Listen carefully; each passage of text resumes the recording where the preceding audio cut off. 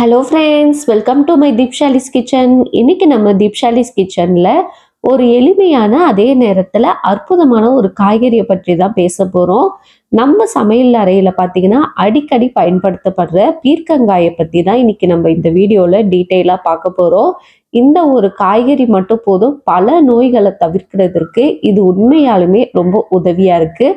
வாங்க இந்த பீர்க்கங்காயில் இருக்கிற நன்மைகளை பற்றி தெரிந்து கொள்ளலாம்.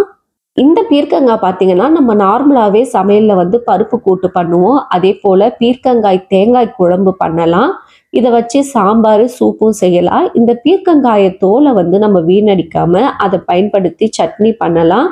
அதில் நிறைய ஹெல்த் பெனிஃபிட்ஸ் நிறைய இருக்குது. இந்த பீர்க்கங்காய் பார்த்தீங்கன்னா நம்ம வீட்டு தோட்டத்தில் வளர்க்குறதுக்கு ரொம்ப ஈஸியாக இருக்கும். அதே நேரத்தில் இது பார்த்தீங்கன்னா மருதாணி செடியை போலவே நல்லா வேகமாக வளரக்கூடியதாகவும் இருக்குது. இது பூ பூத்து காய் காய்க்கும் தன்மையாக இருக்குது. இதில் இருக்கிற நன்மைகளை பற்றி இப்போ நம்ம விரிவாக பார்க்கலாம். இந்த பீர்க்கங்காயில் பார்த்தீங்கன்னா கலோரிஸ் ரொம்ப குறைவாக இருக்கிறதால வெயிட் லாஸ் பண்ணணும்னு நினைக்கிறவங்க இதை தாராளமாக பயன்படுத்தி கொள்ளலாம். உடல் எடையை கட்டுப்படுத்துறதுக்கு இது ரொம்ப உதவியாக இருக்குது. இந்த பீர்க்கங்காயில் கலோரிஸ் குறைவாகவும் அதே மாதிரி நார்ச்சத்து பார்த்தீங்கன்னா அதிகமாகவும் இருக்குது. இதனால் நம்ம கொஞ்சமாக சாப்பிடும் போதே வயிறு நல்லா ஃபில்லப் ஆகிடும். இதனால் வெயிட் லாஸில் இருக்கிறவங்க இதை தாராளமாக பயன்படுத்தி கொள்ளலாம். இந்த பீர்க்கங்காய் பார்த்தீங்கன்னா சர்க்கரை அளவை கட்டுப்படுத்துறதுக்கு ரொம்ப உதவியாக இருக்குது.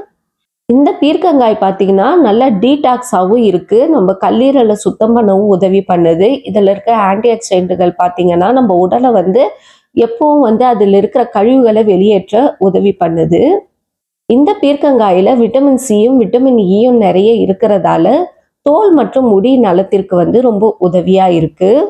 பாருங்க, பீர்க்கங்காய் ஒரு எளிமையான ஒரு காய்கறி தான். இவ்வளவு நன்மைகள் இருக்குது. இதை நம்மளுடைய தினசரி உணவில் கண்டிப்பாக சேர்த்துக்கிறது ரொம்ப நல்லது. இதை நீங்கள் கூட்டு பண்ணிக்கலாம். தோலை வேஸ்ட் பண்ணாமல் சட்னி துவையல் இந்த மாதிரிலாம் அரைச்சி சாப்பிடலாம். ரொம்ப நல்லது, உடலுக்கு ஆரோக்கியமானது. இந்த வீடியோ உங்களுக்கு பிடிச்சிருந்தா மறக்காமல் லைக் பண்ணுங்கள், ஷேர் பண்ணுங்கள், சப்ஸ்கிரைப் பண்ணுங்கள் ஃப்ரெண்ட்ஸ்.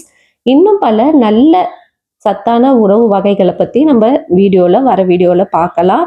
மறக்காமல் லைக் பண்ணுங்கள். இன்னொரு வீடியோவில் உங்களை சந்திக்கிறேன். பாய் பாய் ஃப்ரெண்ட்ஸ்.